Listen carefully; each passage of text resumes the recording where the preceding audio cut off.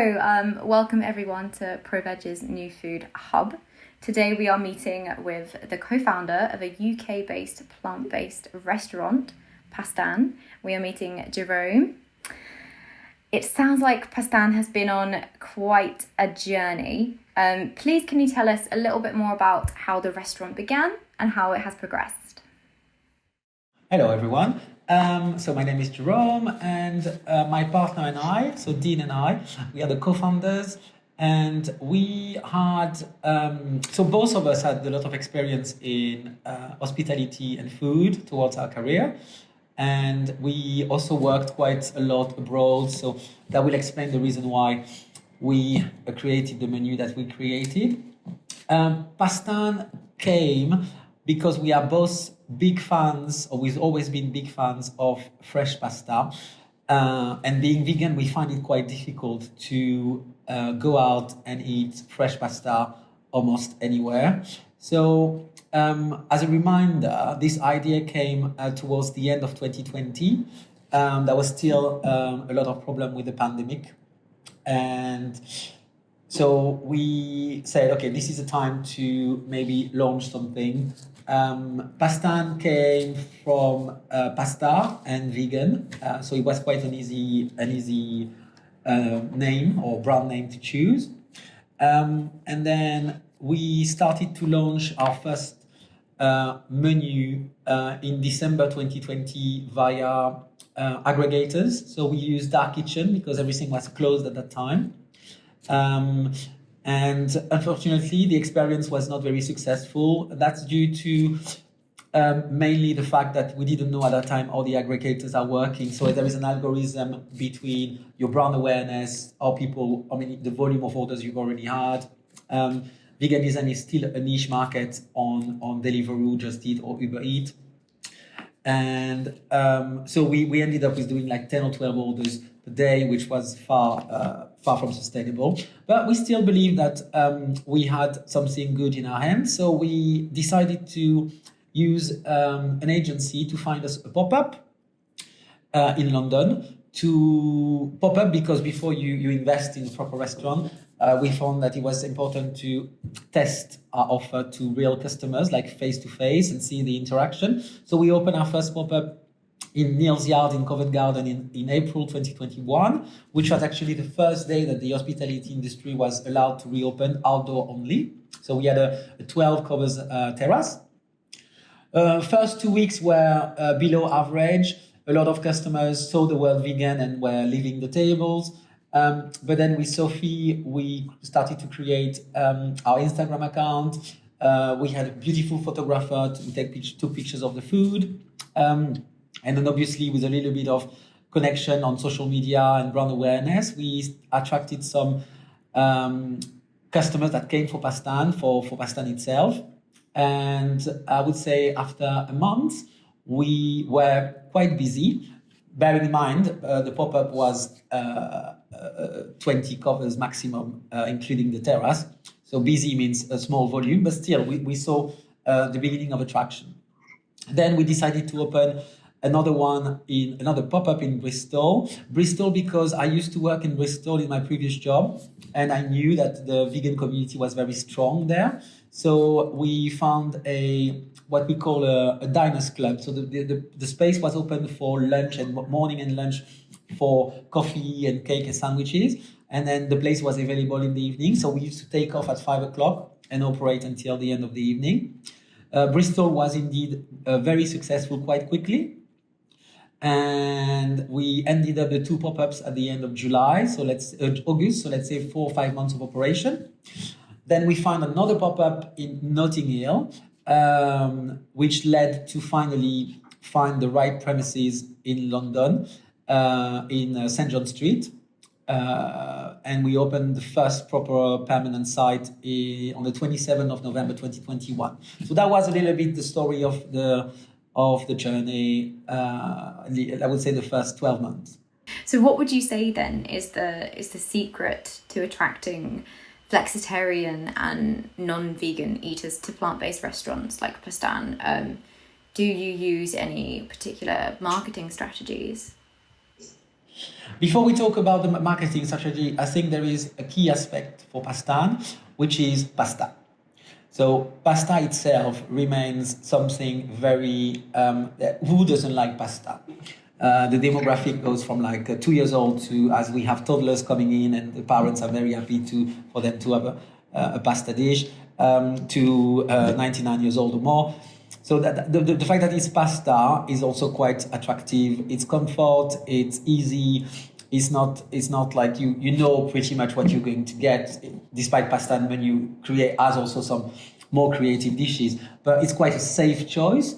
And then I would say the second aspect is that we benefit from what I call the collateral customers or the collateral demographic. So we have a lot of first visits who are potentially vegan, but then because they like it and because they see the potential of why don't I bring my friends? Why don't I bring my family? We have a graduation, we have birthday where the children say, I want to eat at Pastan. So you have the parents, the sister, the brother.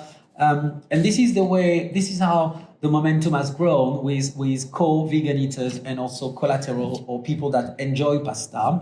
And they say to themselves, well, we liked it, we don't mind. We also have conscious people, curious and conscious people that could go. We often have couples being like between 50 and 70 eating in our restaurant because they hear the planet, the cruelty to animal, the carbon footprint, and they understand that we are part of this journey to build a better planet and to create a more sustainable food offer and environment for everyone. So this is potentially the little recipe or the ingredients that makes Pastan more attractive. In terms of marketing strategy, can Sophie say a word about that? Go ahead, Sophie. Yeah, I would probably say that we have definitely made a conscious effort to sort of emphasize the flavor and taste of these dishes and inject excitement, I guess. So we have the kind of whole theatrical aspect of the donuts. We also offer familiar favorites. So a lot of people, I guess, can be a little bit scared, like what are all these sort of foreign dishes? But we have, for example, the carbonara, which is rooted in, it's a common classic as a favorite, but we've put our spin on it. And I think we've also done or tried to collaborate with other vegan brands in the food space who already have that awareness. So we've partnered with Aora and also Omni. So that's been a really good way for us to get the word out about our brand and our unique dishes as well. And apps as well, like Happy Cow also help. So there's a whole kind of variety of things that we've done, I think, marketing wise to spread the word about Pastan. Amazing. What would you say mainstream omnivorous chains that don't really have a big plant-based menu, what would you say they can learn from plant-based eateries? Let me go back maybe five or 10 years ago. If we look at the vegan offer anywhere, even 5 years ago, if you were going to a restaurant, you will find it quite difficult to first find a vegan dish on the menu. You will also potentially upset the chef if you were asking for a vegan dish. But still, restaurant is always, or most of the time, commercially based. So I think they're not to put enough effort on the range or on the offer. You will see massively today in any restaurant, a vegan burger. That's what you will see most of. If it's not a vegan restaurant, you have Stem and Glory, which is vegetarian and vegan, and they do have a very nice creative offer. But that's a niche restaurant as well. If you go to any cult or any mainstream chain, it still remains not a lot of effort, not a lot of research behind it, not maybe understanding who are their demographic. Maybe they should capture more. It's how much effort you want to put in your menu engineering, and why do you do it, and what do you want to gain from it? If you put a vegan burger on the menu just because you need to be politically viable, or because you need to match what the market is asking you to do, then it's not going to make a difference. Maybe if I had a bit of advice, maybe I would say create a slight menu on the side, which will make the vegan eaters more welcomed and not having to go through plenty of little signs to see a little V in bracket to find. So create a little menu on the side, change it on a monthly basis, communicate more about it. Probably if you have the resources, employ a vegan chef. That would potentially also raise the awareness in your kitchen team and make it more attractive. That would be my piece of advice of today. What would you say are the biggest challenges that food service businesses in the plant-based space, and also just in general food service, what they currently face at the moment, and how can these be overcome? The biggest challenges today for all the business in general, but particularly plant-based.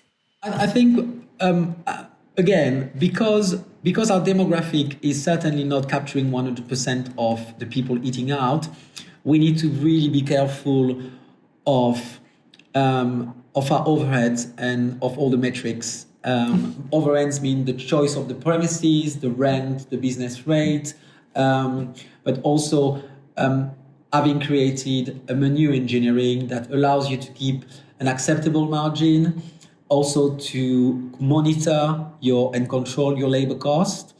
That's really crucial. If you control your KPIs, your key performance indicator, and you control them not when you start to operate, but before you start to operate, so you know exactly what you are aiming for. That's why we did some pop-ups to try to see if the menu engineering was compatible with the metrics that we had in mind.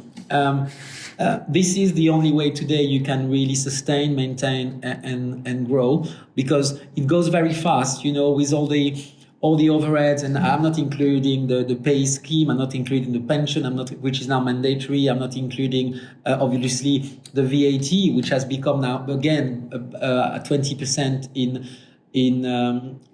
the UK. I'm in Barcelona at the moment because we just opened a new branch in Barcelona, first Pastan International, and 10% on VAT on food in Spain is a massive difference compared to a 20% VAT in the UK on food. So, yes, unfortunately or fortunately, all the finance aspect about being a restaurateur is now crucial. But we do have a lot of platforms today that allow you to anticipate, to monitor, and to correct if needed. Brilliant. And Jérôme, do you have any last words of wisdom or advice for startup food service businesses that are hoping to attract plant-based and flexitarian consumers, fresh new businesses? Yes, go for it. Believe, be resilient. Obviously, embracing, capturing, and knowing by heart your business model, what you want to achieve and how you want to achieve it is crucial. But it's I would say a go. If we take companies, it's a different scale than Pastan, but look at This Isn't, look at Eora, look at La Vie. This is a fantastic story for them as well, and it's an inspiration. So yeah, go for it. I love that. Thank you so much for talking with us today, Jérôme, and best of luck with the new venture in Bristol. Everyone at home listening, for more support on your plant-based strategy, make sure to check out the new food hub and get in touch with us at ProVeg.